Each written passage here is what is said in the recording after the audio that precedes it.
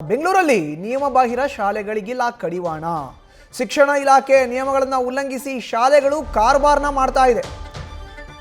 ಯಾವಾಗ ಶಿಕ್ಷಣ ಇಲಾಖೆ ಒಂದು ನಿಯಮವನ್ನು ತರುತ್ತೋ ಆ ನಿಯಮವನ್ನು ಪ್ರತಿಯೊಂದು ಶಾಲೆ ಕೂಡ ಪರಿಪಾಲಿಸಬೇಕು. ಬಟ್ ಇಲ್ಲಿ ನಿಯಮವನ್ನು ಉಲ್ಲಂಘಿಸಿ ಶಾಲೆಗಳು, ಖಾಸಗಿ ಶಾಲೆಗಳು ದರ್ಬಾರ್ ತಮ್ಮ ಕಾರ್ಬಾರ್ಗಳನ್ನು ತೋರಿಸ್ತಾ ಇದೆ. ರಾಜಕೀಯ ಪ್ರಭಾವ ಬಳಸಿ ಅನಧಿಕೃತ ಶಾಲೆಗಳು ದರ್ಬಾರ್ನ ಮಾಡ್ತಾ ಇದೆ. ನಿಯಮ ಬಾಹಿರವಾಗಿ ಪ್ರತಿಷ್ಠಿತ ಶಾಲೆಯಿಂದ ಅಡ್ಮಿಷನ್ ಮಾಡಿಸ್ಕೊಳ್ಳಲಾಗ್ತಾ ಇದೆ. ಪ್ರತಿಷ್ಠಿತ ಆರ್ಕಿಡ್ ಇಂಟರ್ನ್ಯಾಷನಲ್ ಶಾಲೆಯಿಂದ ಈ ಕಳ್ಳಾಟ ಬಹಳ ಜೋರಾಗಿದೆ. ಶಾಲೆಗಳಿಂದ ಪೋಷಕರು ವಿದ್ಯಾರ್ಥಿಗಳಿಗೆ ತಪ್ಪು ಮಾಹಿತಿಯನ್ನು ರವಾನಿಸಲಾಗ್ತಾ ಇದೆ. ಪೂರಕ ದಾಖಲೆಗಳು ಇಲ್ಲದಿದ್ದರೂ ಅನಧಿಕೃತವಾಗಿ ಆರಂಭ ಆಗಿದೆ ಈ ಶಾಲೆ ವಿರುದ್ಧ ಕ್ರಮ ಕೈಗೊಳ್ಳಲು ಶಿಕ್ಷಣ ಇಲಾಖೆ ಹಿಂದೇಟನ್ನು ಹಾಕ್ತಾ ಇದೆ. ಇದ್ಯಾತಕ್ಕೆ ಅಂತ ಗೊತ್ತಾಗಬೇಕು. ಪ್ರಾಬಬ್ಲಿ ಅವರು ರಾಜಕೀಯ ಪ್ರಭಾವಿಗಳನ್ನು ಬಳಕೆ ಮಾಡ್ಕೊಂಡಿರ್ಬೋದು.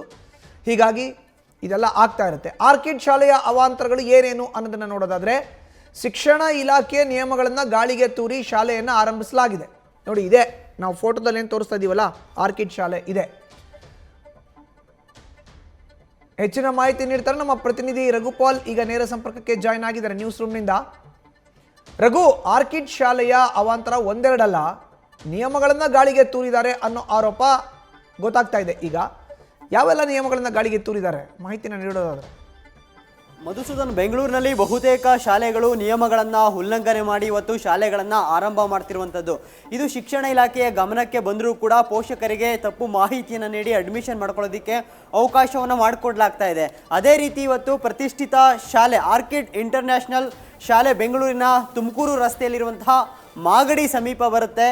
ಇದು ಸಾಕಷ್ಟು ನಿಯಮಗಳನ್ನು ಉಲ್ಲಂಘನೆ ಮಾಡಿ ಯಾವುದೇ ಅನುಮತಿ ಇಲ್ಲದೆ ಇದ್ದರೂ ಕೂಡ ಶಾಲೆಯನ್ನು 2025-26ನೇ ಸಾಲಿನಿಂದ ಅಡ್ಮಿಷನ್ ಮಾಡ್ಕೊಳ್ಳೋದಕ್ಕೆ ಮುಂದಾಗಿರುವಂಥದ್ದು.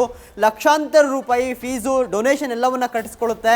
ಆದರೆ ಯಾವ ನಿಯಮ ಬಾಹಿರವಾಗಿ ಶಾಲೆಗಳನ್ನು ತೆರೆಯೋದಕ್ಕೆ ಇವರಿಗೆ ಅನುಮತಿ ಕೊಡ್ತಿರುವಂಥದ್ದು ಯಾರು, ಜೊತೆಗೆ ಇದಕ್ಕೆ ಬೆಂಬಲವನ್ನು ಕೊಟ್ಟಿರುವಂಥದ್ದು ಯಾರು? ಯಾಕಂದರೆ ಇಲ್ಲಿ ಸ್ಪಷ್ಟ ಉಲ್ಲಂಘನೆ ಆಗಿರುವಂಥದ್ದು. ಒಂದು ಅಡ್ಮಿಷನ್ ಮಾಡ್ಕೊಳ್ಳೋದಕ್ಕೆ ಸಂಬಂಧಪಟ್ಟಂತಹ NOC ಕೂಡ ಈ ಶಾಲೆಗಿಲ್ಲ. ಜೊತೆಗೆ ಒಂದು ಸೇಫ್ಟಿ ಪರ್ಮಿಷನನ್ನು ತೆಗೆದುಕೊಳ್ಬೇಕಾಗುತ್ತೆ. ಕಟ್ಟಡದ ಸೇಫ್ಟಿ ಪರ್ಮಿಷನ್ ಕೂಡ ಇಲ್ಲ. ಅದೇ ಎಲ್ಲದಕ್ಕಿಂತ ಹೆಚ್ಚಾಗಿ ಇಲ್ಲಿ ಅಗ್ನಿಶಾಮಕ ಒಂದು ಇಲಾಖೆಯಿಂದ ಒಂದು NOCನ ಪಡ್ಕೊಳ್ಬೇಕಾಗುತ್ತೆ. ಆ NOC ಕೂಡ ಫಸ್ಟ್ ಅಪ್ಲೈ ಮಾಡಿದಂತಹ ಸಂದರ್ಭದಲ್ಲಿ ರಿಜೆಕ್ಟ್ ಆಗುತ್ತೆ. ಅದಾದ ನಂತರದಲ್ಲಿ ಮತ್ತೊಂದು ವಿಭಾಗದಿಂದ NOCಯನ್ನು ಪಡೆದು ಕಾನೂನು ಬಾಹಿರವಾಗಿ ಈ ಶಾಲೆ ನಡೆಸ್ತಿರುವಂತಹ ಗಂಭೀರ ಆರೋಪ ಈ ಶಾಲೆ ವಿರುದ್ಧ ಕೇಳಿಬಂದಿರುವಂಥದ್ದು.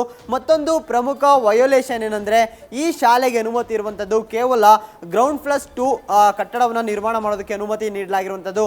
ಆದರೆ ಅದನ್ನು ಕೂಡ ಉಲ್ಲಂಘನೆ ಮಾಡಿ 4 ಅಂತಸ್ತಿನ ಕಟ್ಟಡವನ್ನು ಕಟ್ಟಲಾಗಿರುವಂಥದ್ದು. 1ನೇ ತರಗತಿಯಿಂದ 8ನೇ ತರಗತಿಯವರೆಗೂ ಕೂಡ ಈ ಶಾಲೆ ಇದೀಗ ಅಡ್ಮಿಷನ್ ಮಾಡ್ಕೊಳ್ಳೋಕ್ಕೆ ಮುಂದಾಗಿದೆ. ಆದರೆ ಇಲ್ಲಿ ನೋಡೋದಾದರೆ ಸಾಕಷ್ಟು ಉಲ್ಲಂಘನೆಗಳಾಗಿದೆ. ಪೋಷಕರಿಗೆ ಈ ಬಗ್ಗೆ ಮಾಹಿತಿ ಇಲ್ಲ.